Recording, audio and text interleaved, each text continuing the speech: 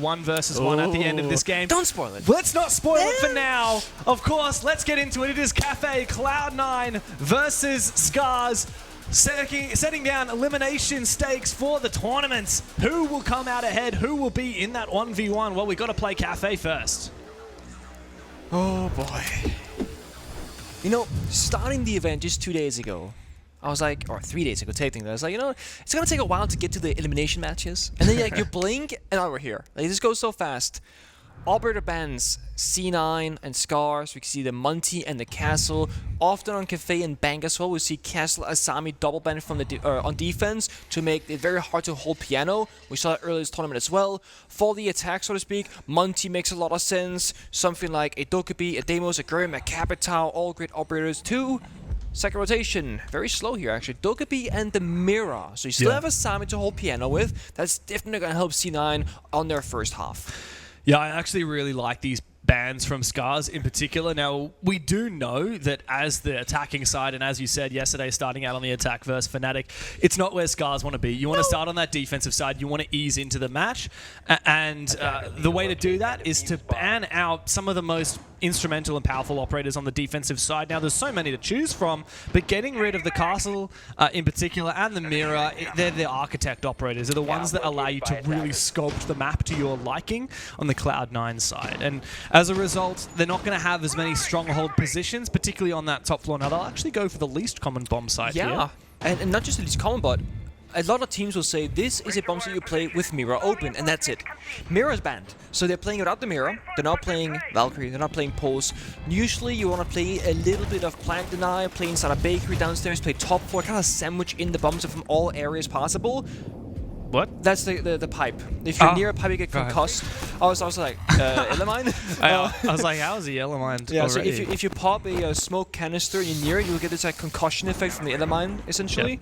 Something we talked about before, those new map ingredients. Yes. Those gas pipes and those fire extinguishers that operate very similar to smoke grenades and Vulcan fire. But a lot of teams on the defensive side, they find it's actually a detriment to the defense, so they want to pop it early in the prep phase. So yeah, as I was saying, like, not a lot of Plant Deny here for Cloud9. It seems like they want to play for map control and fighting with their gun skill. Playing stuff like the Lesion, the Jaeger, even Dream on the Sentry. Just like, fortifying positions, like the Jammer here, that we can get affected by the debuffs, like a Grim, for example. And SCARZ, the Lion Blitz combo could go really quickly into those bomb site here. They're going to full send it, maybe. Certainly potential for a rush. In it goes, no EMPs, smoke grenades, and Fish-like starting to force down that diffuser. Meanwhile, Washoy has gone down. The EMPs continue to protect the diffuser. There's no way to deny that plant, but C9 will gain the numbers advantage afterwards. In the post-plant we go, and SCARZ have 3 players up, still holding outside the building, holding onto their rappel. Not a single player inside the building, and Chopi does find the opening kill for his team. Kobe goes down. This is kind of messy, it's risky. I mean, you gotta got that window at some point, Packer. You're on cams earlier, holding a passive angle, but again, you gotta swing first. 15 seconds left on the clock. C4 from Dream, a team kill. Not what the doctor ordered at all. Ayagator and Rector find the final kills. And already, SCARZ have doubled their round count from this event. Woo! Major success already. I was saying, like, C9's operator lineup didn't make any sense for that bomb site. Again, they had no Plant Deny. They had a single C4 who was playing on the top floor of the map, not downstairs. They had a bulletproof camera inside the bomb site itself, and Paga was just in train on a mute jammer, holding an angle, expecting an aggressive push-up. They had a BP that could have seen the plant position, and yet they had no idea what was happening. So definitely a bit of a blunder there from C9, expecting a big change-up. Yeah, reading bomb site instead. And again, the operator utility is much more gun-related. Mossy now being brought out, of course Minusi, but Duck? This seemed like C9 wants to challenge SCARZ in a one-to-one battle before the actual duel cards are played here.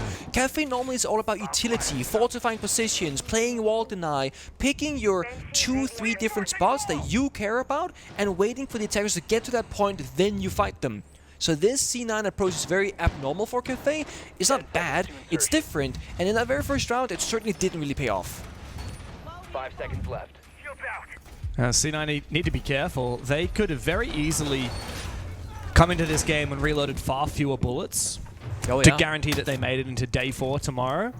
But it was them who decided to reload 8 bullets going into this game when they only had 6 available thanks to that extended mag. And it means that the stakes are far higher than they needed to be. I think for SCARZ, they kind of had to go all in because you can't play it too safe. Come tomorrow and Thursday, you are going to be automatically eliminated if you're near the bottom of the table. Oh, wow, this is a great pick from Fishlike, but the Brava is shot out before it is able to hack that gadget. Bit of a bummer. Oh well. He's got a second if he needs to. SCARZ, I will say, they're doing all the things right so far. They're droning, they're figuring out like where are the weaknesses, where are the gaps, what areas are hard to attack. For example, Piano against Asami can be a bit tricky. There is no floors on the board, there's no real soft destruction at all, no nades. I think the drone got caught as well by the Mossy, so... Oh, did it? Oh, that's why he didn't shoot it. Yeah, there it is. There you go, very nice. You know, sometimes, if I have like a naughty player in my team in ranked, I shoot his Mossy drones just to mess with him. That's like my guilty confession right now. Of course. I always get my Mozzie drones shot when I'm playing, so maybe, that's me, I'm sorry. Maybe you're actually on your alt account, I didn't realize it was you. Kobe's gone down early. This is very... that's a big one. Wow. Brava cam hacked. That's a very high value target for Packer on the Mozzie. He's hacked 3 drones so far. But Kobe and Silent have gone down. That's your 2 main fraggers on this roster. Silent with the Doc, a player that you really expect to be winning fights when you pick an operator like that. Packer! The timing!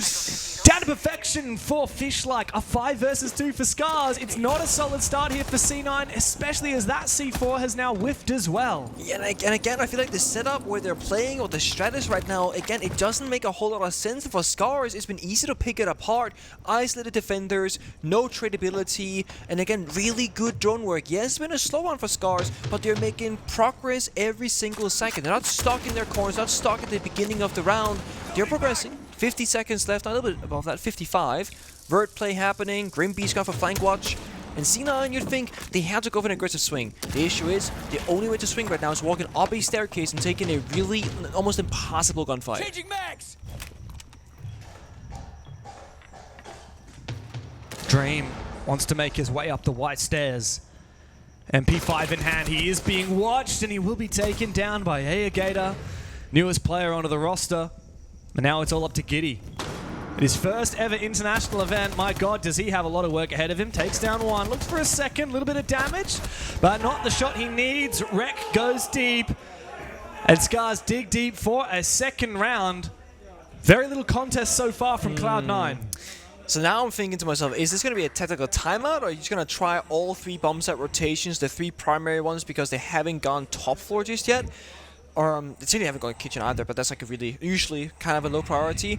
So far, no tech timeout at all, actually. No, last round before the additional bans come out, perhaps C9 want see to... what happens first. Yeah, see what happens before using it. Oh, here you go, that makes consulting sense. all of their Let me strats. just flip the page. There we go, hide that from the viewers. You guys don't need to see that. Not to be that guy, but do you want to be copying Cloud9 strats after what we just saw in the first 2 rounds? You might not want to... You have been copying a lot of strays this event, but I'm being naughty this event. You are. Twitter has turned against you. I've seen a lot of new fans of Siege, especially. Look, I'm going to bring it up again, especially with the whole Shaiko IQ debate. A lot of people saying, "Who even is this Pengu guy? Who even are you? What accolades just a do you hater. have? Are you just a hater? So last night we're doing what the gives drawing you the show, right? and I accidentally, I didn't even mean to. I called JV like not a smart guy, because and then I was like, oh, what I mean to say is that he always trolls us because he pretends he doesn't speak English. But my brain was like, yeah, he's not smart. But I was like, that's not what I meant at all. Okay, what you need to do is you need to start saying, guys, I'm sorry, English isn't my first language. Oh my God, I should play the card. Because that's what JV does. Yeah, and he's a genius for that. He is. Oh, so now you're going back? He is a smart guy? He's a genius? I never thought he was not a smart guy. The guy's won invitationals, okay? This is that he always plays the stupid guy because he doesn't want to talk to us sometimes. He goes, oh, no English, no English. Other times, oh, hey, what's up, man? How's it going? Let's talk about it. It's like, JV, what do you mean? If we're in the middle of a cast and you just are really fed up with me, you just say, oh, no English, no English. Then you'll know. Get me out of here. English isn't my first language either. I speak Australian. Right. G'day, mate. Right, good day, mate. Howdy, howdy. The whole upside Howdy down. is not Australian. I feel like for non-Australians, it kind of is, though. Okay, and that's the thing. Sounds like cowboy language. Yeah, that's exactly what we think of Australians. They're cowboys. We are That's you fight kangaroos in the desert, man. That's some cowboy stuff right there. SCARZ, same start though. Again, really good fundamentals, and it's surprising to think that they've only won a single round so far this event, losing 0-7 and then 1-7, because they're looking fundamentally strong right now. Yeah. Roam clear, drone work, prep phase, operator pick selection for the bomb side. It's C9 who looks like the weaker team right now, at least in the first 3 rounds. And also, like, not to throw teams under the bus, but SCARZ haven't actually been tested with a top team so far. Yeah, They've played Wildcard and Fnatic, and aside from the APAC teams, I think the 3 teams that people would point to this event from the major regions and would say, look, these are likely the weakest 3 teams, probably Wildcard, Fnatic, and Cloud9. Yeah. And SCARZ, it barely had an impact in those first 2 games. Now they're looking really solid against C9, but it comes just at the moment when they need it most. I like this though, the vert still being done. The Trubrow here is quite interesting, just stalling for time, doubling down with the Goyo and the Echo as well. So I see the vision from C9 as a plant denier, as a time waster. And SCARZ, if they don't start speeding up their pace, they might have to start using that sense to go aggressive on the side, rather than just cutting off the line itself. Silent, key position on that B chassis. If he does not get cleared, he will always be able to deny the plant, or at the very least, force a gunfight before SCARZ can get close to a plant situation. I mean, he should die here. He should. There's so many ways to kill him, and down the drop from Washo. There He it is. does find that entry kill. Still a player to worry about in VIP. It's Paka. 1 bullet remaining in the DMR, but the Yokai drone's been dismantled, so SCARZ do have an opportunity to get right on in there. A second Yokai still toying with Fishlike, who's got that diffuser, gets back into the site. Still Paka uncleared at the back of VIP. SCARZ devilishly towing their way around the bomb site, surrounded by Cloud9, looking for an opportunity to plant, but finally they get the kill that they needed, and now they've got to sneak in and force that diffuser down. But C9, they look to hold the position, Dream looks for a flank, and still the Vulcan's fire prevents Fishlike from finding any safe haven on the fight. There is no way to plant, and Giddy comes through with a big flank. A good round from Cloud9, a chaotic one, but one that they will take home. And again, playing the utility, making it hard for SCARZ to problem solve on the very basic fundamentals of a kitchen and kitchen attack, not forcing gunfights, not making it easy whatsoever. That's what I expect more from them on the other bomb sets as well. Play utility, pick your corners, make SCARZ work for the basic areas of the map, like piano for example, and a reading or top floor defense. That second rotation of Operator Bands though, Grim and Valkyrie. Interesting. I really did not think Valkyrie was the operator to ban. Last round, It's been more Echo than anything. Sure, last round I actually think the one operator that won the round for Cloud9 was Goyo. Yeah. I mean, there was, what, 10, 15 seconds, maybe even 20 seconds left in the round when SCARZ were basically ready to execute, and they found the opening pick. The only thing that stood in their way was the Goyo. Fire got popped, yeah. And it's... You think 20 seconds, you can wait for 20 seconds, right? It's a very long time to look at the ground, be like, okay, when it's my turn, okay. And then everyone died around the guy who was trying to plant, right? Yeah. So it's a tough one. And I agree with you, yeah, the Valkyrie is interesting to me because the issue is, they've been playing some Valkyrie, they've been playing some Echo. If you ban one of them, you're still kind of forced into playing the IQ for the Echo counter despite banning the Valkyrie. If you ban the Goyo, he's just gone. You don't gotta play Twitch or Grenade to worry about them. So it's almost like you're still forced to waste this, or invest rather, this one operator slot into IQ just in case of an Echo. Yeah. That's a bit awkward. Yeah, but look, Rek is 5-1 right now on the He's IQ. great. He also did get a lot of value out of it. They're spotting not only the Echo drones, but a lot of the other utility around, especially Paco has been running that Mozzie. You want to be checking for those, the Fenrir as well. My concern was less so knowing where the gadgets were and more clearing them. Yeah, exactly. Now, there is no Goyo in this round, nor an Echo, so, I mean, it is what it is. Yeah, I mean, it's not... Goyo is the operator that I think would probably only really come into effect on that main basement bomb site, so, or rather ground floor bomb site. So I don't blame SCARZ for not banning it, I just hope that they actually bring something to address it, should we go back down to kitchen. I will say, an operator duo that I think is kind of underrated is actually IQ with the Brava, so you can consistently find the gadgets and then just go for a straight beeline for it. Whereas often when you're a Bravo or a Twitch player, you're looking for something to hack or destroy while risking being seen by defending players. So right now I can go, hey, there is a, whether it's a Fenrir gadget in this particular round or the singular bulletproof camera, it's right over here, go hack it, it should be fine. You see Rek right there doing the gadget work of the IQ operator, the Nomad covering the flanks on the jump bounce outside. Mind you, on Siege X, if you jump out a window or drop down a hatch, you'll be forced into a hip-fire gunfight. You can't ADS mid-air anymore, so jumping out piano windows, not as viable. We just saw that, in fact, Yeah. as Packer drops down into pillars. But guess who's sneaking in the top floor? It is Rek. He's got Silent to contend with. MP5 with that magnified scope. Ooh, Giddy's gone down. That's the Fenrir. No more switching up those gadgets. And Choppy's found an opening as well. Rek baits Silent into some movement. And now SCARZ are firmly in charge of this round with Dream and Packer down on the site, feeling desperate. They have to make some kind of a maneuver here. They can't sit and wait. Did it last time, right? And it's awkward because it feels like Cloud9, they have this kind of two halves playing. Three of those defenders who are out on the grave, Giddy, Kobe, Silent, playing kind of aggressive, moving around top floor, while Packer and Dream are playing very sheltered roles near or on the bomb site itself. It's not C9 playing 5 guys in the same strat, it's very much a mix. That leaves a gap to be found. SCARZ, 45 seconds left in the clock. Bit of verticality here. They can just go for the same old default library take. Yes, there is still 3 toxic babes in the pocket of Dream, but you're playing 4 versus 2, make it a 3 versus 2. Dream shotgun kill. Can't find somebody. Traded back by Rek though, leaving Packer all alone. No C4 left. Yeah. Just again by the bomb site, waiting for something to happen and not lashing out. There's just nothing to be done, really. The only way he wins this is he finds his isolated fights. He almost gets one on a last shot. He finds him. Almost rounds the corner for a second one, but SCARZ is there and ready for it. And my, they are looking untouchable in this game. This is not the SCARZ that we have seen in the tournament thus far. It's also not the C9 that we've seen, to be fair, though. I mean, I know that they're finding themselves in like not a perfect position, but mind you, going into this, they had a fair bit of bullets available, which means they have been doing well. There we go. You're right in what you're saying. They're waiting for that final operator ban before they call a tactical timeout. C9 will not call for it.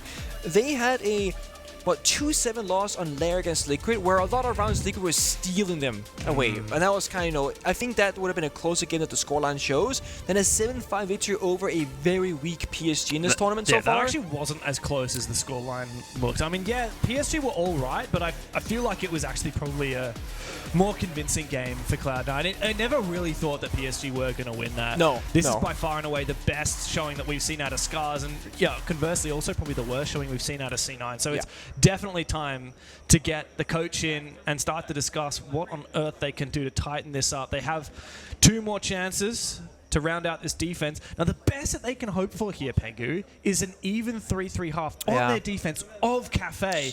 That is not a good look. It's not. And the thing is, again, Cloud9 is a roster with these 5 players. Very big question mark right now. I'm not sure how I feel about predicting their attack inside of Cafe, because what we're seeing on defense is this disjointed group of players playing 2 different strats on a defense. If you're going to go into Cafe playing 2 different attacking strats at the same time, you're not going to be able to achieve much of the first step. Clearing piano with only 2 or 3 attackers, very, very difficult. Going for a cocktail rappel clear, again, with 2 or 3 attackers only working together, similar story, it's incredibly frustrating and difficult. So I want to see C9 now, after that tactical timeout, play together. 5 defenders, 1 strat. 5 attackers, same strat. And what we're seeing already now, with both the combination of the Jaeger and the Womai, is telling me C9 are now putting more into one vision of the round as a strat, and this is a good old one. This is back in 2021 utility meta, where you play Womai, Jaeger, deployable shield, you can hard hold a bit of like cocktail here, and piano, and now SCARZ have to work for it in the beginning of the round. They can't just take piano anymore. Yeah. No, but the thing that's different this time, Pengu, for SCARZ, is that they have brought this Amaru, which typically suggests a cocktail push. Now, Silent does have 2 ADSs in cocktail. He's actually tempted to go by window. Surely this not. is risky. 30 seconds into the round, there has to be not the support roof. from elsewhere. You need someone on the white window rappel, you need someone on the cocktail rappel, you need pressure all over the map to enable this. Otherwise, it's just Amaru YOLOing it solo. Yeah, so they're gonna have to take top floor here. So they're almost attacking the reading bomb set as if it's a top floor defense, because they want to go, yeah, as you said, repels, pressure in the hallway, but Chobi's waiting for the go sign. They're missing something right now. Perhaps just open up the windows on cocktail itself. Yeah, white stairs too. The only issue with playing Amaru is that Amaru's going to get in there very fast, but his teammates, oh, they're going to sort of full send it. I like this though. In goes with the good shotgun. pick. In consequence, we saw a player go down. It's Kobe. Meanwhile, Fish-like suppressed with that this is Zephyr great. concussion. Rek finds an opening. Great kill from Washoy as well. Doesn't matter that the Amaru falls because it's far too late for the rest of Cloud9 to pick up the pieces. It's all up to Silent now. He's on that bomb site. He's holding his position and he does find the first kill for himself, holding down the fort on the bomb site. Dream nowhere to support.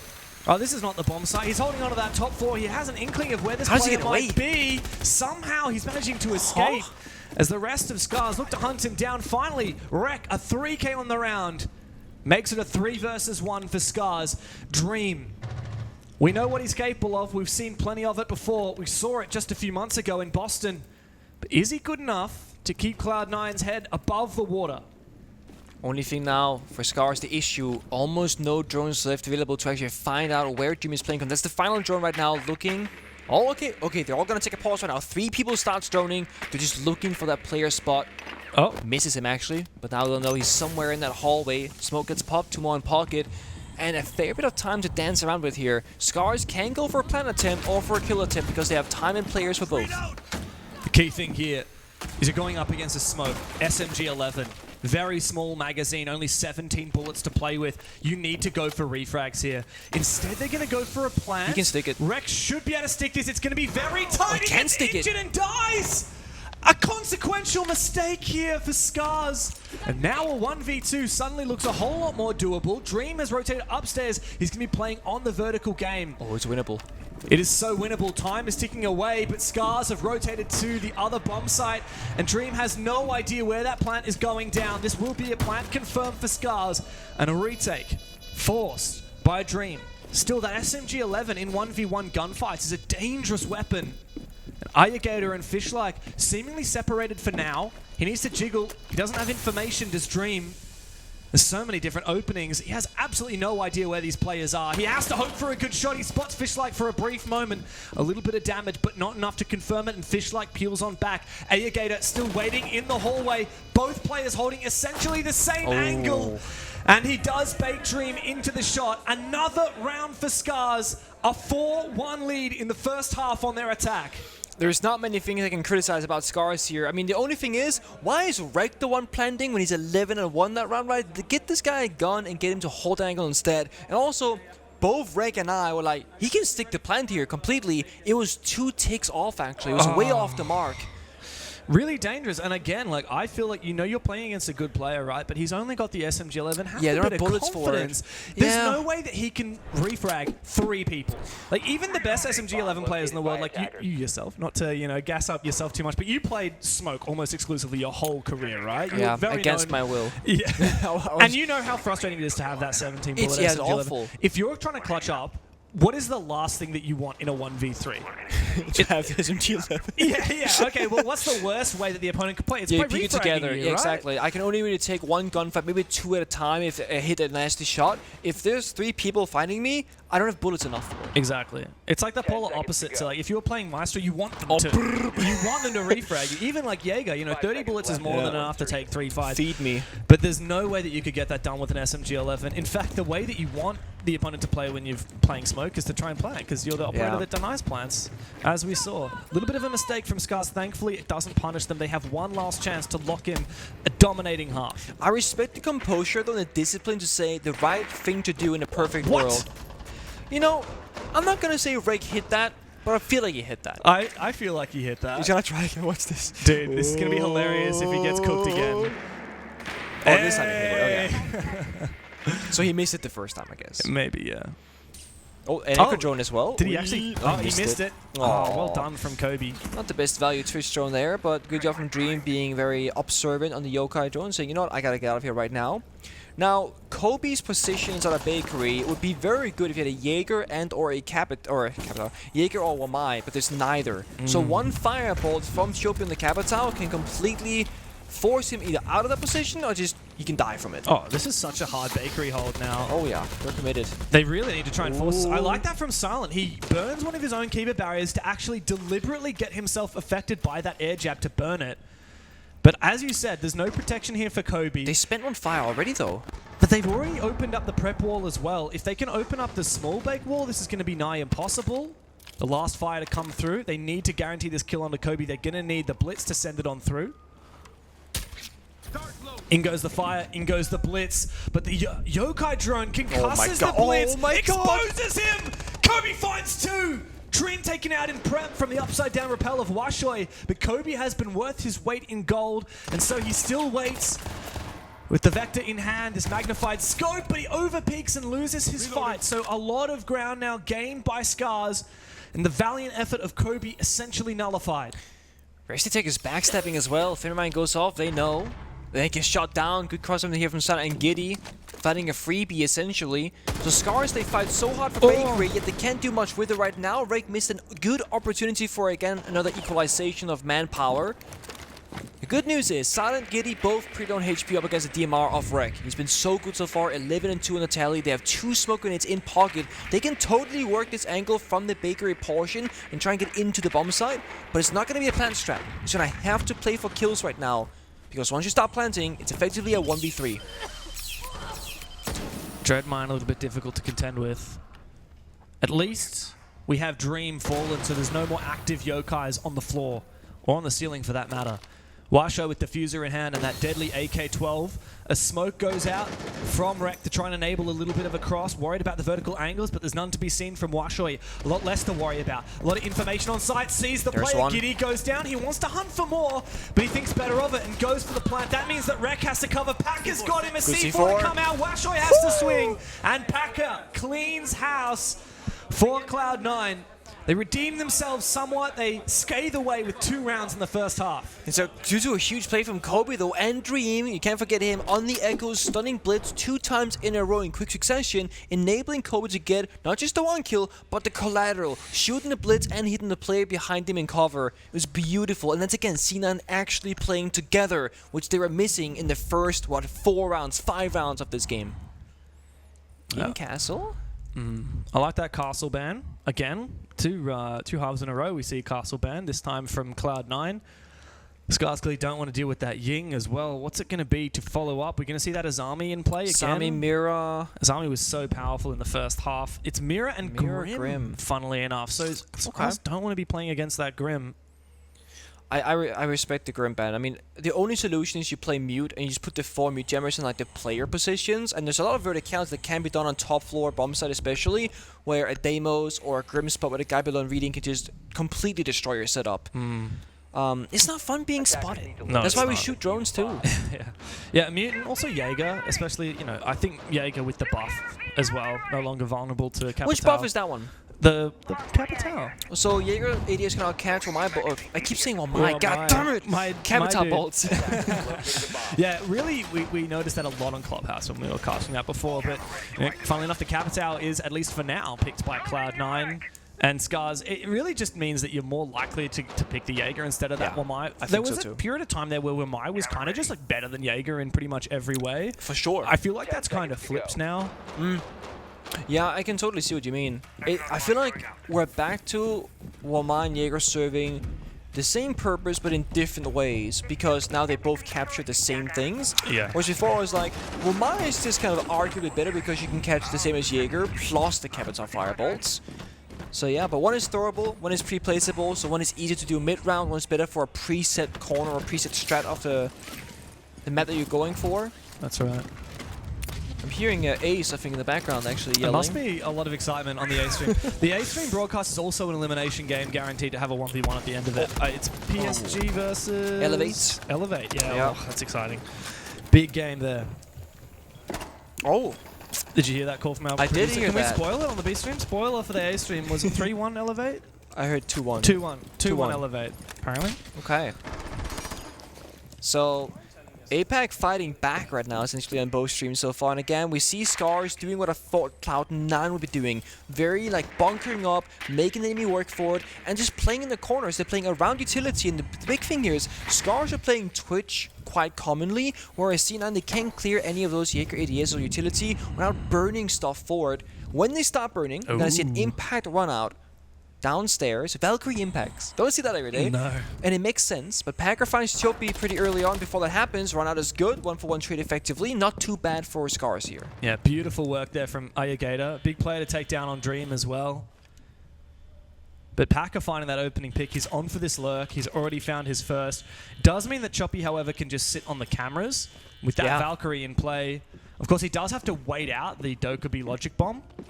But now that's done, so he can sit on cams. Packer still has another logic bomb in pocket.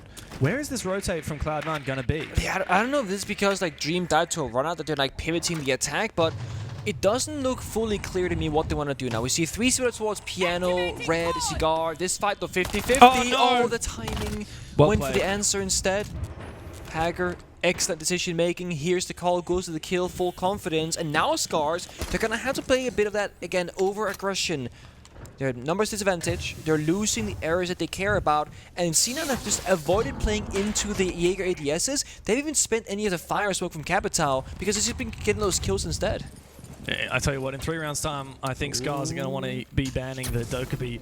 Packer's already been so deadly, 2 kills so far. Here comes the fire, and here comes the repel inside.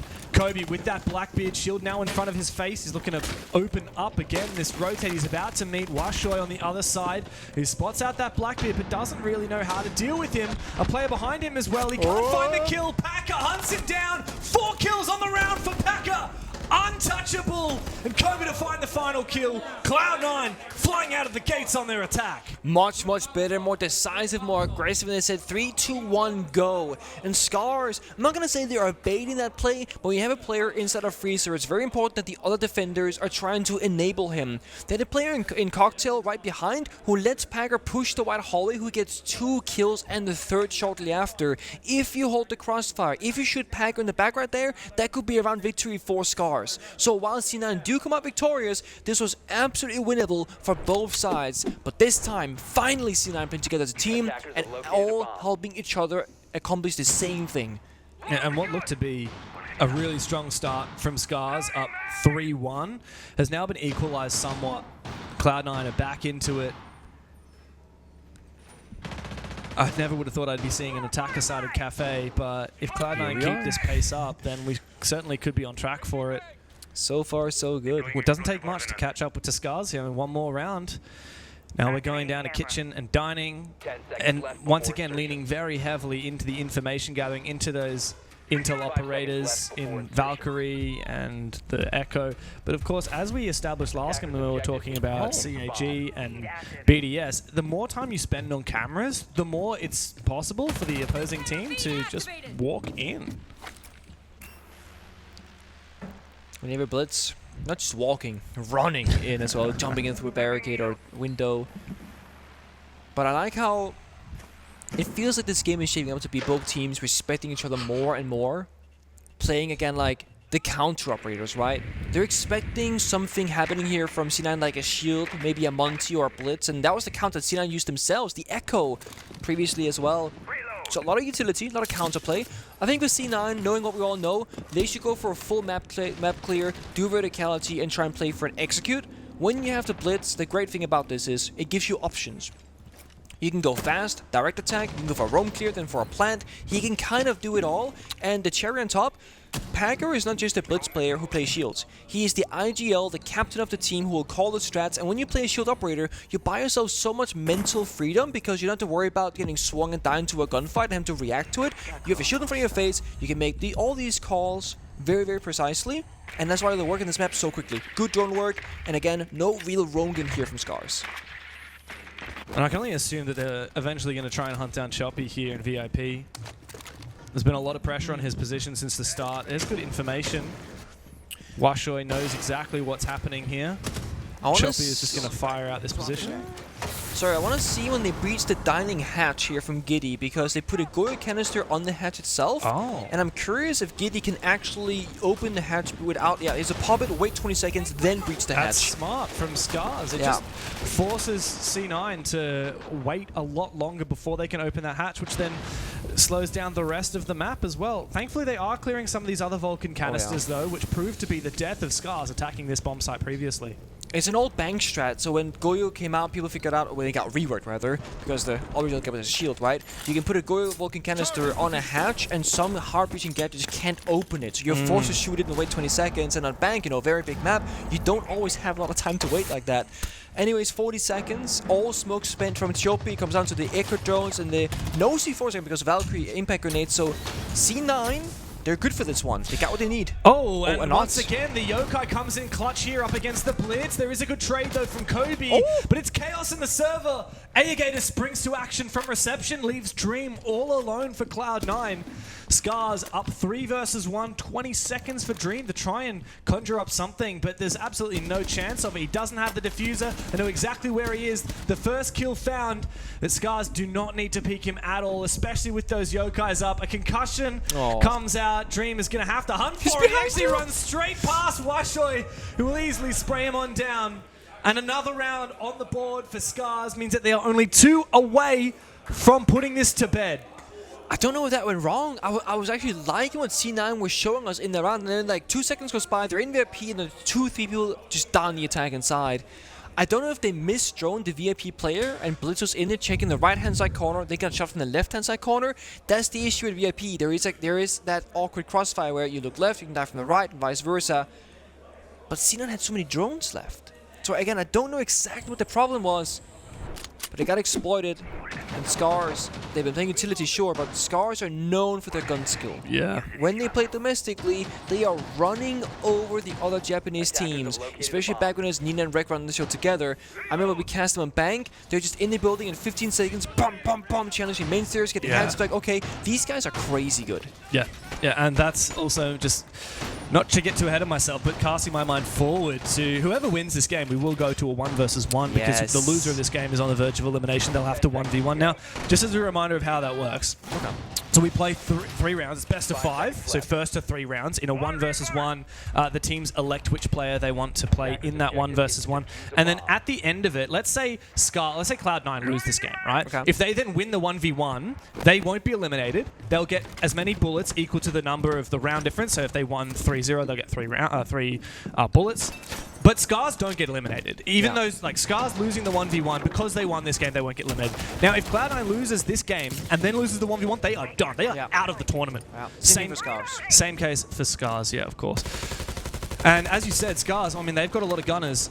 Playing a 1v1 is completely different to playing this game in a 5 versus 5. Hey, I know who I'm picking, okay? That's all I'm saying. And he's 12-5 right now. Yeah, exactly. I mean, anyone from C9 that goes up against Rek, it'd be a pretty scary notion. But of course, C9 still have a chance to get back into this. Only trailing by 2 rounds, but on the attack, I mean, it's challenging. It's hard. And they're going against this reading bomb site now. The Twitch drone gets inside. Incredible that Fishlike hasn't heard it yet. He's going to finally take it on down. I believe that Valkyrie camera did survive. Oh, do you believe that, yeah? I think he did too. I think so. I think it was tucked into the corner. I think I got baited by the ping and he saw it was on the other side of it.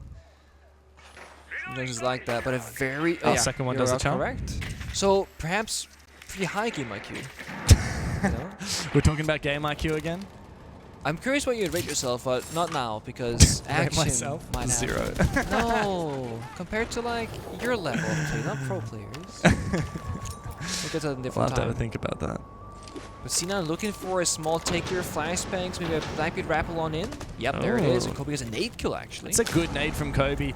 Doesn't have any more left, though, and you're really going to want to use it to take down Fishlike. But that is beautiful. Great team play. Recto finds one. Silent doubles down. Good refrag. Cloud9 looking hot in this round. They've taken top floor, and now Washoi and Ayagator.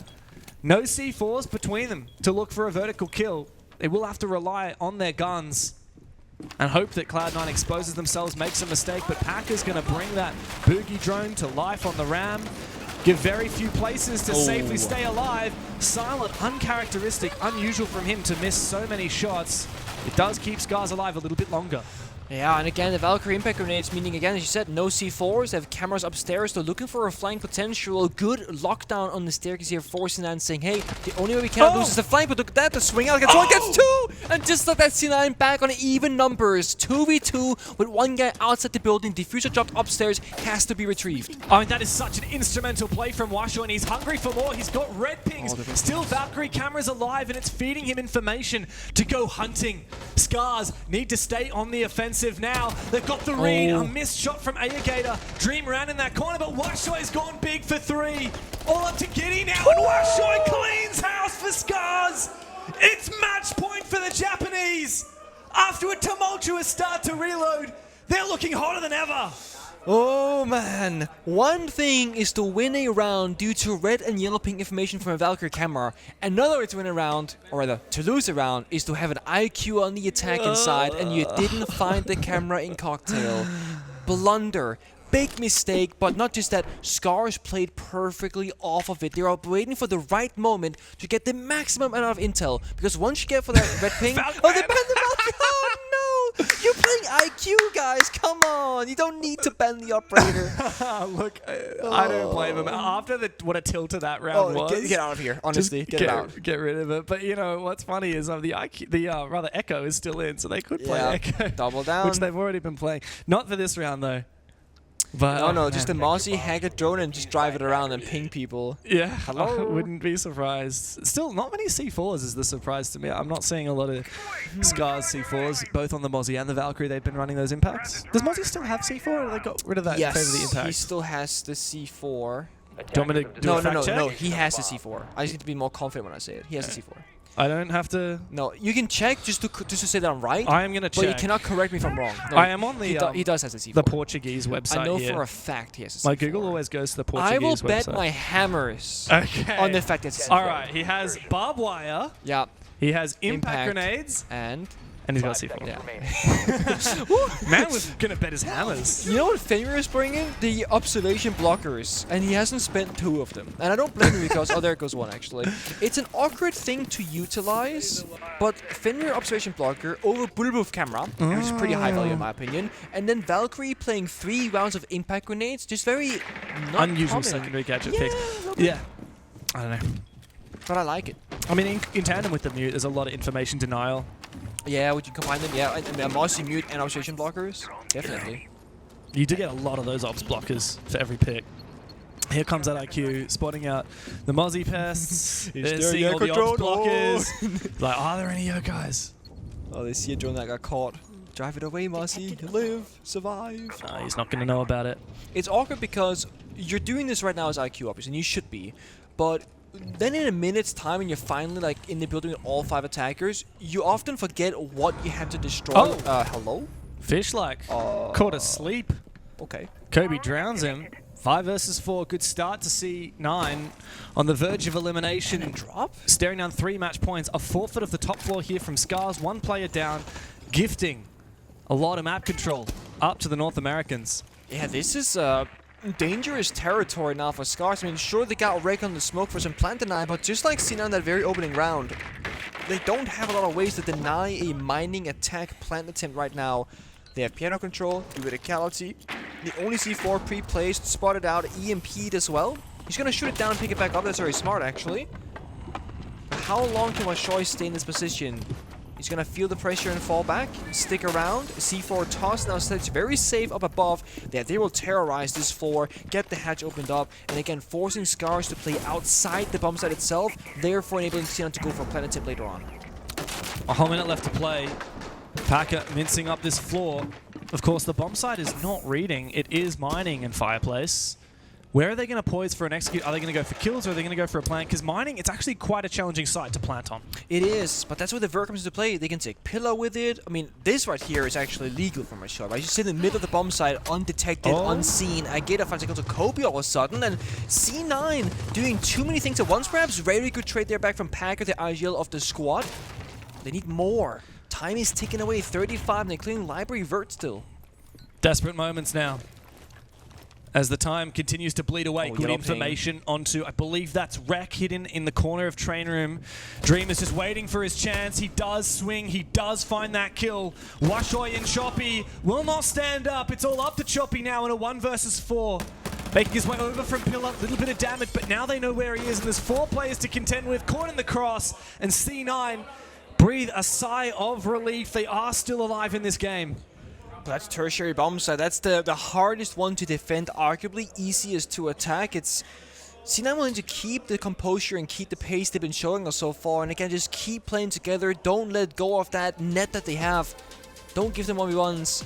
SCARZ calling a tactical timeout, saying it's a one and done for us, and we're gonna prep everything we can and get the perfect strat going. So They got options. I We've got mean, 2 more match points before we hit overtime. If there's any time to get it done, it's right now before C9 can build up that momentum. I mean, should C9 make a 3-round comeback into OT, you certainly would think that the favor would slip. The C9 have had a really solid defense so far. They've won 2, they've lost 2.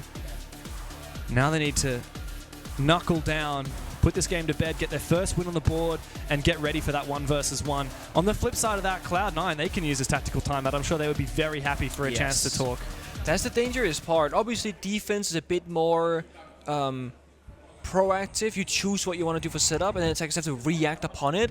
But attackers, of course, they have the attacker repick option. They can change up to all 5 attacking operators to get that perfect thing going as well. One of some SCARZ here is a very clear plan and win condition, and I mean, we see the side now, kitchen and kitchen. We see the operator selection. It's very clear. It's time deny, it's utility, just like how they won the previous round as well, and what C9 were trying to do against SCARZ. The thing is, this is a great strat on paper. Most teams will go for this at the highest level of play, but on the flip side, a good strat is also often known by the opponent because it's the best thing to do, so they all do it. Yeah. So Cloud9 should not have any real surprises right now, unless, of course, something like the echo goes unnoticed in the drone phase. They might only realize, oh snap, there's a minute left, they have an echo, this could be troublesome. So besides the echo being hidden, this could just be like, and he's roaming actually right now, so he might actually be seen by drone. Surely. There shouldn't really be any big surprises. Yeah, I still think it's a very hard lineup here to contend with for SCARZ. I mean, there's a lot of time delay here, and there's adequate shield counters. Now, Pangu, have you played a lot of the Monty since all the recent nerfs have come through? I would say a fair bit. Because my question is, like, always, Monty has unshielded when you hit him with the yokai, but we saw earlier what happened with Blitz. His shield actually gets knocked away, and it's very easy to just shoot him in the body. Does that happen for Montaigne as well? So if Monty's extended, it's going to unextend the shield. If Monty is unextended already, then he's going to get shoved to the side. So can you spam him twice? Technically, yes. Okay, wow. Technically, So yes. if Fishlike knows the best way to deal with the Monty, then Packer would be extremely vulnerable. Yeah, and that's what we saw last time. It was a double echo stun. The question is Monty going to put himself in a position where he is going to be vulnerable? Because this is the thing when you play, especially like a Clash or a Monty, these like safe shield operators, if you overstep your welcome significantly, you are in trouble. But if you just keep playing by the corner, wiggling back and forth, if any danger comes, just step back behind the door, back behind the corner, you're safe. Packer is an experienced shield player. A lot of teams... Kobe. Okay. That is not a Kobe shot. No, not quite. But Packer is an experienced shield player, known for it in North America. A lot of teams ban Monty against his roster, and or against Packer, whatever squad he's on, whether it's M80 or here, for example. And Packer's been kind of waiting for this moment, the right time to play the shield. And why not when your back's against the wall, 4-6? If nothing else works, go for it. Now's the time. I do like the rest of this lineup, though. For me, a big factor is going to be Silent getting his Twitch drones inside and clearing exactly all the util that Packer is currently spotting out. So most importantly, the Vulcan canisters. Really nice work from Dream to take down that bulletproof camera from above, but the Vulcan canisters in the late round are really what I'm concerned for Cloud9. Considering this is match point, it matters far more than ever. C9 do not want to have to go into that 1v1 to try and stave off elimination here at Reload. They want to continue pushing here until they get to overtime. Now the question that I have is like, how well aware are they of all the possible plant deniers, right? You got the 2 Brow right now coming out, Storm the Hatch further, 3 Toxic Babes, potential Yoga drones. I don't know if both have been shot or not. I'm trying to look for it right now. My point is though, they are going to be so low on time. It's going to be a panic. Wow. We have no other choice. 2 Brows keep on coming out. But look at that, Kobe makes space. He finds Kobe! 2!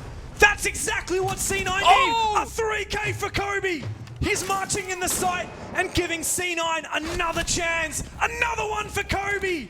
This guy's decided to turn it up to 11!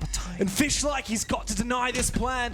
Packer, another chance to try and force his diffuser down. Fishlike finds Kobe, finally puts his rampage to a rest. And now, amidst the fire, he looks for more, almost gets a second kill, but Dream finishes him off. C9, stay alive!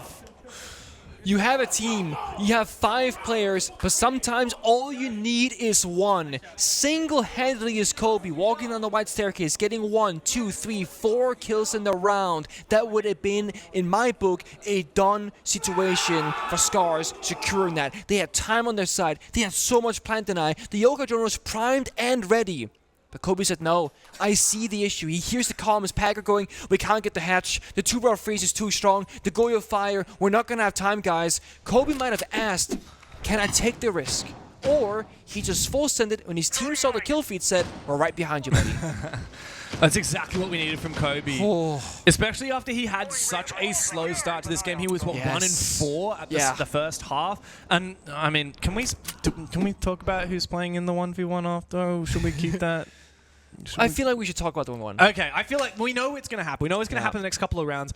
And I don't believe the players are able to change who their 1v1 players are. Surely not. We were told the 1v1 players that these teams had elected, for Cloud9 it was Kobe, and for SCARZ it was Rek. Oh, yeah. The start of this game when we saw Rek on like 10 kills in the first couple of rounds, and we saw Kobe on like 1-4 for way too long. Boy. It was like, God, this does not look good. Should it go to a 1v1? That is exactly the confidence booster that Kobe needs, because no matter the result of this game, he's going to end up in a 1 versus 1. And if he plays like he did in that round, then, well, maybe Rek does have a reason to be worried, but he doesn't look worried at all so far. Chill. As SCARZ just wait out this technical pause. Oh, man. It's going to be good. It's going to be so good, because now both players are ready for it. And, I mean, so what happened in that round, SCARZ called their technical timeout. They want to choose the right side with the right setup to secure that final 7th round that they need. And then Kobe happens. Now you have choices. You can go reading bomb site, mining bomb site. You can go anything actually. Everything's open. So, and I actually think it's a lot harder for some teams when you have too many options. Because let's say your IGL goes, let's go top floor, and 2 people go, actually we think kitchen is better, and then the coach in the background is sitting there thinking because he can't talk. Actually, I know for a fact that reading is statistically our best side. You're gonna have to have somebody take charge, one of the players, and say, this is going to be the bomb site, this is a strat, believe in this. Yeah. Because you can't have a situation occur where you're going to be like, yeah, okay, I guess we play this side. And it's just like this half-confident situation. It's not a good look. Yeah, it's a tough call because... It is a tough call. On the C9 defensive side, they actually only won kitchen, right? Every other bomb site they tried, right. they lost. Yeah. SCARZ, the first round they tried bar, they lost it. Then they tried kitchen and reading, they won both. And then they tried reading and kitchen again, and C9 won them. So for SCARZ, like you said, it is a tough decision. Do they go to mining where they've never gone before? Do they go back to one of those bomb sites where they've both won and lost? Or they go back to bar where they started this half and lost pretty handily? And I feel like the answer is either retrying on kitchen there, because strategically everything went right. Or do they go back to reading room where they've had mixed levels of success? Now, Cloud9, obviously, it's a technical pause. They have a little bit of a chance to chill their nerves. They have one last shot at going in for this, at pushing us to overtime. SCARZ really need to focus up and get this done before the game extends into OT. Speaking of things getting done, spoiler for the A-Stream result as well. Really? 6-3 between Elevate and PSG, with Elevate on 6 and PSG behind on 3 points. So they are potentially, just like us, 1 round away from that 1v1 duel. Wow. Because they are also playing for elimination. Who do you think would be playing between Elevate and PSG for the 1v1? I actually don't know who I would pick from Elevate because I'm not so familiar with the roster. We haven't cast them either yet, so I haven't seen who's been popping off. But from the side of PSG, I'd have to go with Misa or Ryder. Misa is the IGL. Ryder is like... the meme is that he's the Korean Shaiko. He's a Deimos god, basically, and he's good at getting kills. I heard Derry and Tim, who are casting that A-Stream match right now, I heard them earlier say that Semper was looking really good. Oh, okay. I'm just going to have a look back through some of these Elevate games and see who was listed as the MVP. I guess they lost both of them, so it's going to be from the other team. I guess they don't have any MVP. Yeah, unlucky for Elevate. Yeah, funnily enough, the one player that always jumps out at me when I look at that Elevate roster is obviously Psycho, world champion. Right. I know. I saw him in the catering. I was like, what's he doing here? You're like, wait, is it 2018 again? Am I about to play you, Psycho? Yeah. But no, he's actually the worst rated player on the team. But he, like back in the day, he was like the Ash God. Yes, that he guy was. was insane. Yeah. Good old NIP days. Definitely time for the young ones to pick up the slack, and it's a new era of Siege. Yes. And yeah, I heard that Semper's been looking really good for them, so perhaps it'll be Semper. You got quite a few new players. Yeah, you do. And some OGs like Iron, I believe, is the He's same. been around before. Yeah. The same Iron that played many, many years ago. But yeah, I don't know. Who knows? We can only speculate. We'll have to watch that back after of course, for this stream, getting through this technical pause, getting into what is the final round of regulation and potentially the final round before we go into that 1v1, should SCARZ finally put the nail in that coffin at Cafe. And I am absolutely... I'm on the edge of my seat just waiting for Kobe versus Rek because I was so convinced it was going to be Rek like, all day long. And then Kobe comes out with that huge 4K. It changes things, doesn't it? There it really does. C9 Kobelax versus SCARZ Rek, a 1v1 for survival. Today is the only day where the dual card is activated, and it automatically happens as soon as teams lose all of their bullets. And yeah, as we said before, I mean, coming into today, Cloud9 had 6 bullets left. They put in their reload 2 bullets from their reserve, and then 6 using the extended mag card. And then SCARZ reloaded 2 bullets, which is all that they had left. Both teams are all in. A little bit of confusion, I think, about how the extended mag card works. I think both teams would have gone completely all in. Like SCARZ would have used extended mag to essentially 2 reload plus 6. 8 bullets. Yeah. I think C9, had they known how the extended mag works in more detail, they probably would have reloaded 12 bullets. There's 6 in their reserve, plus the 6 in the extended mag. But regardless, one thing that's interesting, another, I guess, confusing aspect about the format that it's important to clarify, the result of this match determines how many bullets they get. So, for example, if C9 wins this map, this match, before we go into the 1v1, they will get their 8 bullets, right? Yeah. They get those. The 1v1 doesn't affect how many bullets the winning team gets. Only how many bullets the winner of the 1v1 gets, if that makes sense. It's a little bit confusing, but I hope you guys it's are 2 following separate matches where the individual result will give you the reward. Exactly. It's not combined Perfect. together. That's a great way of explaining it. So, and to follow on from that, like, should Cloud9 lose this next round and lose the match, but then win the 1v1, they will stay alive. SCARZ will stay alive. We won't have any teams eliminated from this match. Yeah. Whereas if you win the game, and then And you then also win the win 1v1, the enemy will go home. Yeah, and also you get an extra bullet elimination. for eliminating a team. Right. So there's actually a lot of incentive to not only Yeah. win this game, but then win the 1v1. Yeah, if you 3-0 the opponent in the 1v1, you get 3 bullets plus 1 for the elimination. That's 4 bullets extra. So, like, let's say Cloud9 win this game and then win the 1v1. They get 8 bullets. Yeah. So they go up to, well, it would be 4 plus 8, so that's 12. That's 12. Yeah. Yeah. Quick maths on stream. Never do maths on stream. 12. Then they win 3-0. They would get another 3. They go up to 15, plus they would eliminate SCARZ. They go up to 16 bullets from 6 at the start of today. That's incredible. Incredible indeed. Can change very quickly. For SCARZ, I mean, they only put 2 bullets into their reload for this game. They didn't use the extended mag. Probably they'll be using it tomorrow, I suspect. Should they win this game, they'll get those 2 bullets back, plus another 2. They'll go up to 6. Then if they win the 1v1 3-0, they'll get 3 for the 1v1, plus another 1 for the elimination. They'll go up to 10 bullets. Which would be pretty wild, considering how terribly they started. Yeah. I mean, only won a single round in their first 2 games against Wildcard and Fnatic.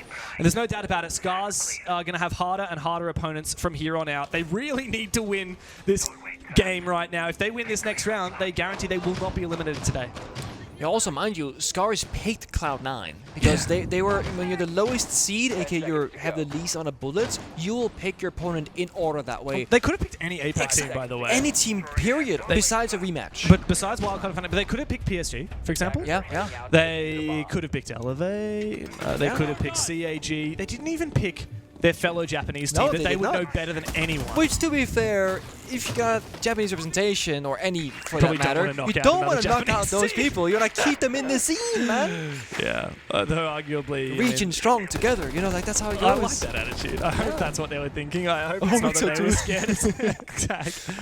Not afraid, just respectful. Yeah. This, though, after a bit of a technical pause due to a rehost, we are now back in the action with SCARZ looking for that final round. And when you have the technical pause, you so can tempted. sit there and think to yourself what you want to do. And yeah, this risk assessment, there is a world where if this is not a 6-5 scoreline, you maybe jump out a window and take a risk. But in this particular instance, the pause is likely not going to risk it because you got a C4 in pocket, you got that active use scanner, and you are playing the centerpiece of this strat. It's a middle bomb site or middle floor bomb site, and pause can scan everywhere, up, down, left, right. There he is. Oh, he got a yellow watched. They know exactly where he is. There's 2 drones watching his position. So good move from Washoe not to go in for that. Bit of fire, forcing Choppy back. Okay, a call as well.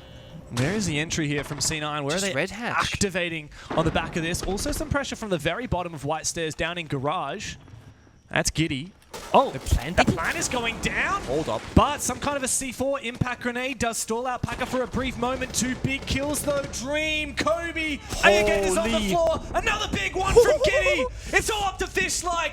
3 players low on HP for C9, but a hell of a long way to go for poor Fishlike.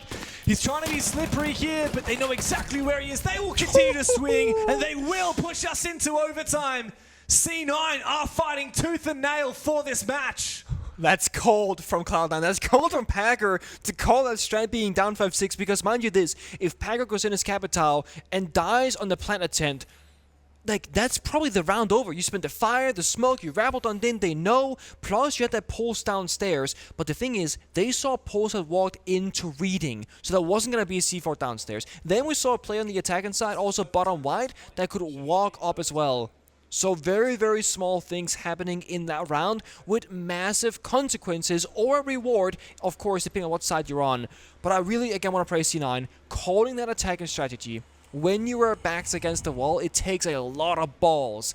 Especially from the Packer, who is not the most experienced at Yale just yet. He's still building his career up. Yeah, he had quite a short stint, all things considered, on M80. Yeah, didn't have the best time there. I think that whole M80 roster was a bit like, maybe that's the wrong people that are matched together. I think for the That first happens time sometimes. ever, M80 is actually looking like a cohesive team. And ironically, it's because they picked up a team that kind of found themselves as a team 9 months ago, or actually a year ago, I guess. Oh my god. Yeah, it's been over a year since that original Unwanted roster built together, the Beast Coast roster put themselves together. Yeah, I think trying to build a team from the ground up was never the strength of M80. We have a real brief technical pause here, guys, as we go into overtime, just to build up that suspense a little bit more. We felt like there wasn't enough suspense. We wanted to add a little bit more for you guys. You didn't mention the most important piece of M80 and why they're doing good now, though. Kino? No, obviously not Kino. I hear he's a really good Montaigne player. Oh no! Oh, like that memory Dude, back? that was a stage where Parker and I work in NAL. I was going in on Kino, dissecting his plays on Twitter. But you know, we had a conversation about it civilly. Then we had a DM about it, and Kino never made that same mistake again. Whereas when you talk about some people, it's a goddamn battlefield all of a sudden on social media. It's funny. I just want to talk to people, man. I just wanted to say to the viewers at home, like, my dear friend Nicholas Pengu, he is the nicest guy. In real life. You are the nicest guy in real life, but you just tear people to shreds on Twitter and you cop it for it. Like, the Shaiko fans are not your biggest fan at the moment. No. No. And the thing, I just want to tell up there, like, Shaiko and I, okay, we're not homies. That's a bit far. But we're definitely neutral people. Like, there's no beef between us, as far as I'm aware, at least. And we're all a bit socially awkward because we're all gamers. Yeah. Yeah. Oh, well, it happens. Now, the keen eyes amongst you may have noticed it says overtime match point. I just want to say that that's an issue with the HUD. This is not actually match point. We're playing a standard overtime. Oh, so we'll keep going. It is first to 8. Okay. As every standard overtime is. But yeah, you might notice it says overtime match point. Ignore that. This is just overtime. It's still first to 8. This is not match point right now. Okay. For people who did not pay attention, you know, now you've stressed them out because they were like, didn't realize it was going on. Well, I guess it's just important to remind people of the rules. Maybe this is Siege X. Maybe you're aware that the game is having an update. Maybe you haven't watched a lot of Siege esports before. For you back home who might have maybe played a bit of Ranked or something, maybe you've played in the Siege Cups. You won't necessarily have experience with the Pro format, where we play first to 7 and then first to 8 in overtime. Since we're talking about that, you see how, like, right now we're banning 2 attackers to finish the first round, then you play until after the 3rd round, and another operator ban joins, so you have 6 total. In a ranked, it'll be 1 ban per round, essentially. On side swap, it resets. Yeah. So, for people that are curious about how does rank work with the operator bans, that's how. Yep. Every single round, you'll ban 1 more attack and operator as a defending team, and vice versa. Yep. The new ranked operator bans are going to be different to the new comp operator bans. It's the round difference. Speaking of operator bans, this has now been reset to when SCARZ was on the defense, which is the same as the second half of the game, and reset to when Cloud9 was on the attack, which was in the second half of the game. Yeah. So in technically, it hasn't changed at all. I know, but I just wanted But to... it will next round. It will next round. Yeah. It'll So go it's back gonna to... flip. Yeah. Anyway, yeah. Confusing. Fishlike. And good night! 2 players from Cloud9 caught with their pants down as they try to sneak into Cigar Shop. Fishlike will mow them down. He's found a third as well. What are you doing, C9? You pushed overtime just for this? Oh man, no Dokkaebi, no drone intel, but I will say this, SCARZ haven't played in the front lines all that often, and now Fishlike is holding it. Feed me! Oh. Packer finally puts Fishlike to bed. It's a 2 versus 4, but it's a far cry from a win for C9.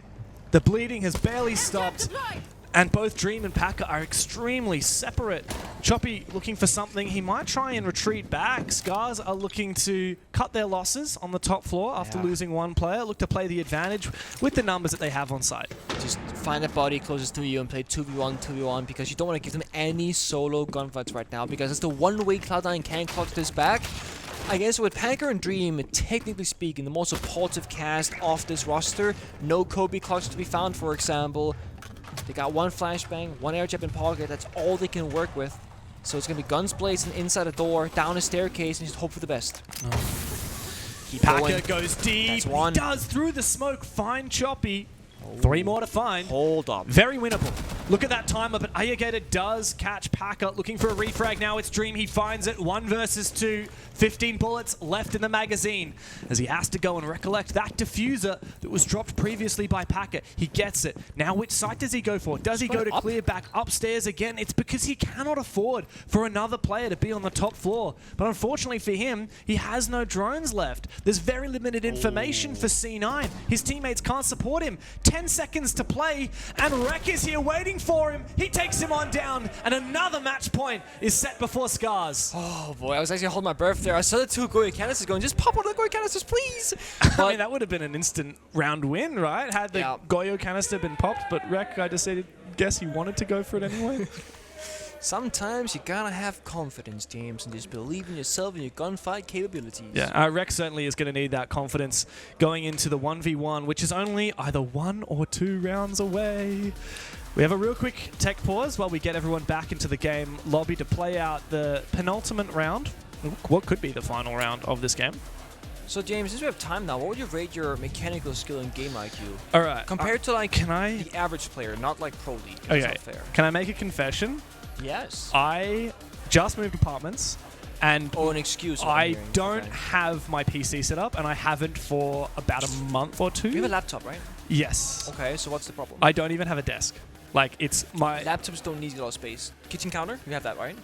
Barely. Bathroom sink? You want to play the bathroom sink? Anywhere on with my space. laptop in the bathroom sink. I'll get like 20 frames. Oh, so yeah. Well, okay, bit of a weird, annoying, nerdy tech thing, but my laptop, it doesn't use... It bottlenecks through the internal GPU when I don't plug it into an external monitor. Oh. So I need to plug it into an external monitor. It's to do with something called a muck switch, which gaming laptop nerds will know about. Don't care. Yeah, it's just another excuse. I will get bugger all frames I will if take I don't back plug in an external the monitor. bathroom sink statement then, because monitor space is not fit for that. No, it is not. Nor is anyway, a mouse mat. So look, at my prime, I was like a solid player before. We've all had primes. Okay, my prime was Grim Sky, so that was a long time. That's a while ago. Back when they introduced Maverick and Clash. No, And Hereford rework. Yes. And Hereford I rework. hated that map so much. Still do. you. The last time I played ranked, I was pretty bad. Okay. Pretty bad. It's been a while. Yeah. I did happens. play a bit of CJX when the closed beta came out. Yes. I played, obviously that was only the new game mode, which is called Dual front. Dual Front, which that's what I was about to say, obviously. I played a bit of that. I feel like I was alright at that. I just love playing on Mario. I zip zap around the map. You're an Amaro player. Oh yeah. Only in Dual Front. I don't play. Not in the regular game. No. Your team doesn't like playing 4v5, do they? No. No. So yeah, what's the ranking like? The reason why I'm asking is because I'm trying to figure out mechanical versus game IQ. I'm not curious about if it's 20-30. It's more like, where do you feel like you rank yourself higher than the other? Are you a mechanical player and IQ player? I feel like, obviously, like, strategy, I understand. But the problem is, I understand pro strategy really well because I watch that. And when you play ranked, you're not necessarily going to apply that, right? So I'd say strategy pretty high, but it's kind of a moot point because you're not going to use that in ranked. I think my mechanics recently, because I haven't played, are quite low. But like, if I played regularly, I think I would be okay. Like, I think solid, like, average diamond, but like not competing with champ players. Okay, yeah. I wouldn't be able to out-aim champ players. I'd have to outbrain them. Okay. And yeah, I think my weakness is probably in stressful situations, I can't talk. And anyone that's played with me has noticed that. Because Just go quiet. I often like soft IGL when I play ranked with my mates. Like I'll kind of half IGL with someone else. Yeah. And then if I'm like in a clutch or like if it's like 30 seconds to go and we're about to attack and I'm focusing on like something I'm trying to do, I won't be able to talk. Okay. So that's funny. So if I was like actually playing a team with someone, I reckon I could do the early. I could call the roam early clear, stage, but I yeah. could not shot call the execute because I will literally just be silent. And if you ever talk to Guz, he can vouch for this. I Yeah. go silent in the end of the round. Oh my god, because I I'm haven't so seen that before. stressful. I've seen people start like either yapping or just like not making sense. I've never heard somebody just go quiet on me. Literally, It's like, James, hello? So I play with like Guz out of the cast. I play with Sky a lot, who's one of Yeah, our observers, observer. and the two of them will be like, "All right, we're gonna do this," and they're talking a lot in the pre-execute, and then they're like, "Okay, yeah, good, Dev, are you there?" And I'm like, yeah, I'm Yeah, good. I'm listening. Okay. Funny. But no, it's funny because you and I had a combo, I think, yesterday where you asked if I ever IGL'd. And I Yeah. was like, oh yeah, but actually I IGL'd my entire career. Yeah, it's funny 'cause- And you were like, isn't Fabian the IGL? Yeah. We use the same system where Fabian would IGL the roam clear, aka the first half of the round, 1 minute 30 seconds. And I would call the end round execute and plant, which is the last half of the round. That's the thing I'm shit at. So you would, Yeah. yeah. So we would comment each other as well. You're like, Hopefully. budget Fabian. Yeah, you know? Yeah, that's Yeah, the biggest that's compliment the ever. one, yeah. I also have 3 hammers. Funny coincidence.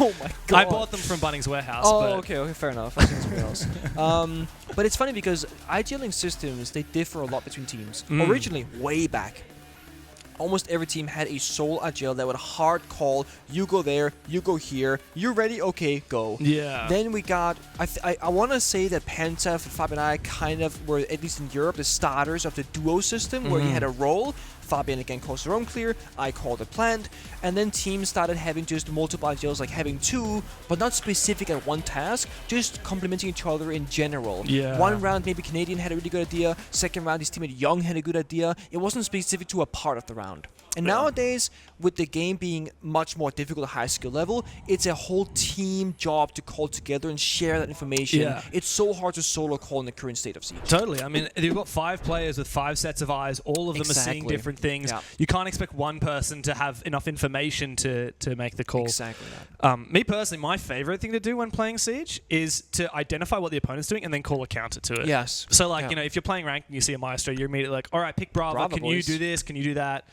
That's my favorite thing. Or, like, my favorite thing is when we lose a round and then you just, like, you lose a round on defense and you, like, figure out their You plan go back. immediately and you're just like, guys, I know exactly what they did. Yeah. You play here, and we'll just hard counter them. I love that as well. And then my teammates were like, "No, we just lost that site. Let's Yeah, go, go try somewhere this site else, instead." yeah. And I'm like, It's like, no, now we know. I know what to do." I've seen the light. Well, hopefully C9 has seen the light after SCARZ had such an unbelievably strong first half on the attack. They went up 4-1 before Cloud9 finally rounded off with a second defensive round. After 7 rounds of Cloud9 on the attacking side, they go back to the defense, and we get to see what they've cooked up. They're going down to kitchen. SCARZ had some deadly attacks, but they failed to break onto this bomb site. And there's a Scopus on the board. Yes. That's like the big outline. Like Kobe is on Scopus, on frag duty, looking for a spawn pick, an aggressive swing somewhere, and just playing the lone job right now, I think, as a very aggressive roamer. With the rest of his team playing like a 4-man stack where they can play the bomb side, they can hold things down. He's not going to be playing Bakery, though. That's handed over to Dream. And last time Yeah. around, Kobe was instrumental in Bakery. But at least you have OY now, because last time Kobe kind of raw dogged the position, no utility. Now you have OY in case of a Capital or flashbangs, whatever. The thing about SCARZ, though, is that their attacking lineup doesn't scream, we are really good at this thing. It's very much ideally, roam clear, vert, air jab, sense, go for a plant. But with Kobe roaming around, if he sticks and stays on this ground and goes for a fight, just getting 1 kill here would be massive for C9. Yeah. Because either you kill the vert operator, the gadget deniers, or the plant person. Oh, have they missed. not seen Kobe yet? Are Surely they going they to check checked the this corner? corner.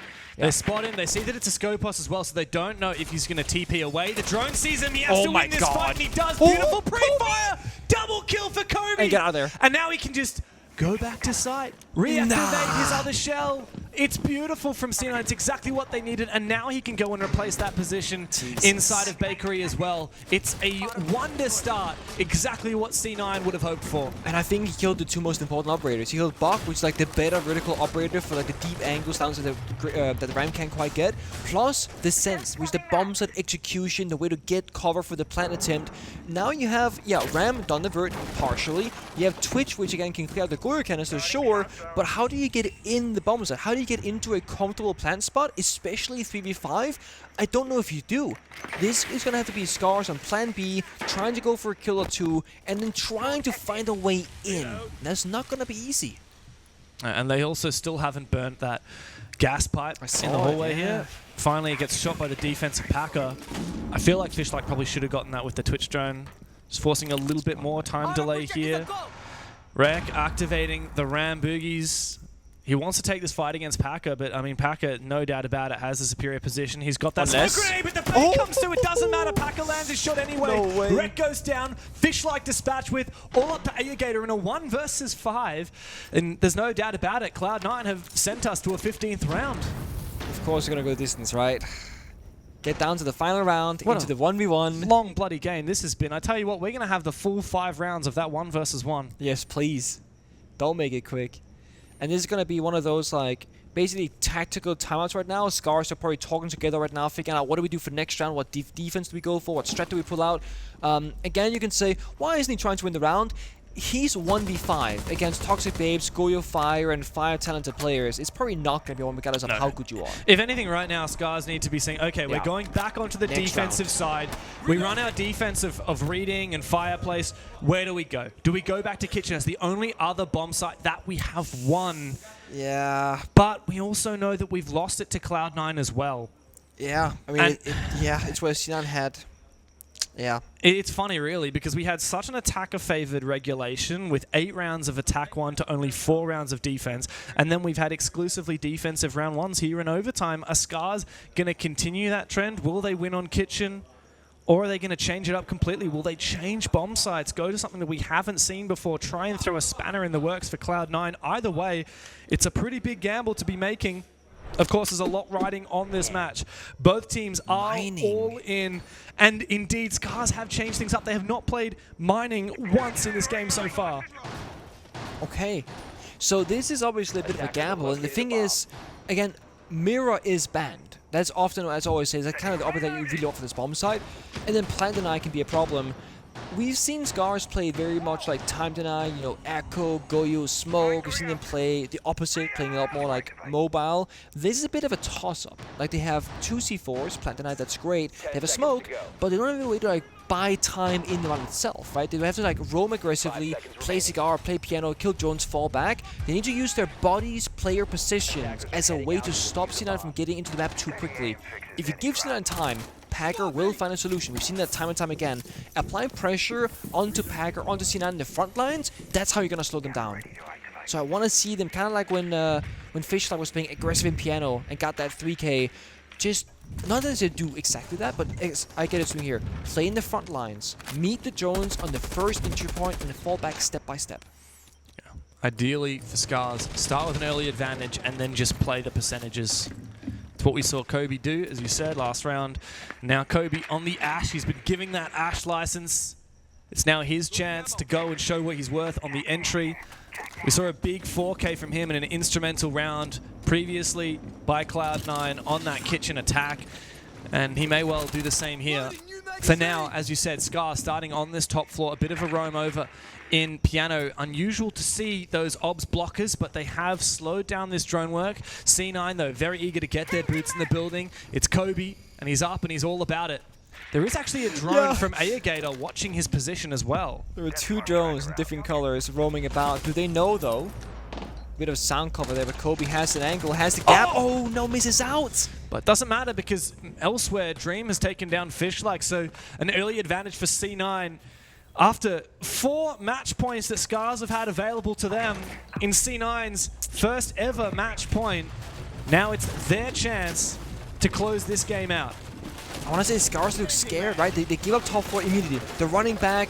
They've only shot like 6 drones total. They've given top 4 control. They've lost a player, taken some damage. I want to see them fight it out, stick it out, and really make this one count. But right now they're giving C9 map space, man advantage, and time, as I keep saying, for Packer to figure out what's the plant spot gonna be and how are we going to get there. And they're relying on ratting in these corners and going unnoticed, but we've seen the attacks. They have a drone right in pillar that sees the majority of the building that they haven't gotten control over yet. Plus, Deimos tracking individual defenders, figuring out where they are. And there is a hell of a lot of information available for C9. Ash charge goes out, opens up the Kobe. angle. What a pre-fire from Kobe. Alligator's head taken clean off. And Cloud9 are getting closer and closer to finishing off SCARZ, putting him on the verge of elimination. C9 went into this match going all in with their bullets, and now they're looking to make good on that promise. They will deliver. Packer's taken out Watchtoy, leaving Choppy all alone, all the way down in the basement, with just about no chance of denying this plan, and absolutely no chance of winning this round. It's a flawless close for Cloud9. After a monster of a game, finally they can breathe a sigh of relief. Head in hands for Packer. Kobe is fired up, and he's got to get ready because a 1v1 is coming his way very shortly. Oh my god, but the mental boost, right? Going into a duel, knowing that you have won the biggest battle of them all, at least for today, and getting that dub in the match itself is huge. And I gotta say, it wasn't pretty for either SCARZ or C9 in some of those rounds. And in the end, C9, they got there. SCARZ struggled to close it out, started off really strong though. 4 different match points SCARZ had in front of them.